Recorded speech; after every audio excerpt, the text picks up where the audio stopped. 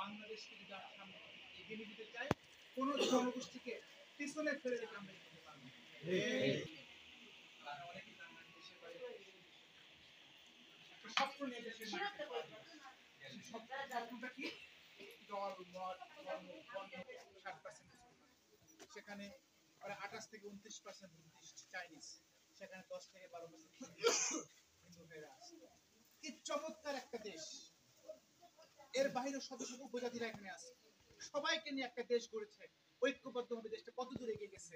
তারা জনসংখ্যায় আমাদের অর্ধেকেরও কম, অথচ আমাদের দেশ থেকে কয়েক মিলিয়ন, 30 লাখের উপর বাংলাদেশে সেখানে আছে। আমরা কেন? কারণ আমাদের মধ্যে ইউনিটি নাই, ঐক্যবদ্ধতা নাই। আসুন আমরা সবাই বাংলাদেশি, সংখ্যালঘু বলতে কিছু নাই। আমরা বাংলাদেশি হিসেবে সবাই একসাথে আগামী দিনের একটা সুন্দর বাংলাদেশ নির্মাণ করব ইনশাআল্লাহ। সবাইকে ধন্যবাদ। আমাদের সবাইকে আবারও শুভেচ্ছা জানাই। বাতাসকে এক আলোতে বড় হয় বাংলাদেশ। আমাদের একটাই পরিচয়, বাংলাদেশ। এটি আমাদের পরিচয়।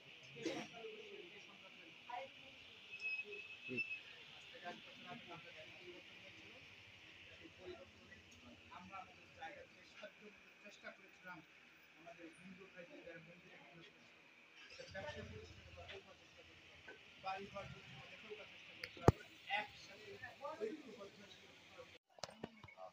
আগামী জাতীয় সংসদ নির্বাচনে বাংলাদেশ জামাত ইসলামের পক্ষ থেকে কালীগঞ্জ গ্রামীণ এলাকার মনোনয়ন বিশিষ্ট শিক্ষাবিদ এটা বাস্তবায়ন করা আমাদের পক্ষে পুরোক্রমে সম্ভব।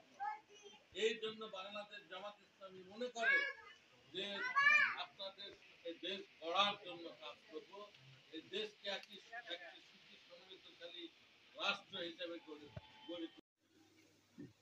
সবাইকে আদাব। বিগত 20-21 বছর ধরে এখানে পূজা হচ্ছে। একটা অকারেন্স হবে এটা হয়নি, আগামীতে হবে না। আমরা আপনাদের আপনারাও আমাদের পাশে থাকবেন এই বলে আমি ধন্যবাদ।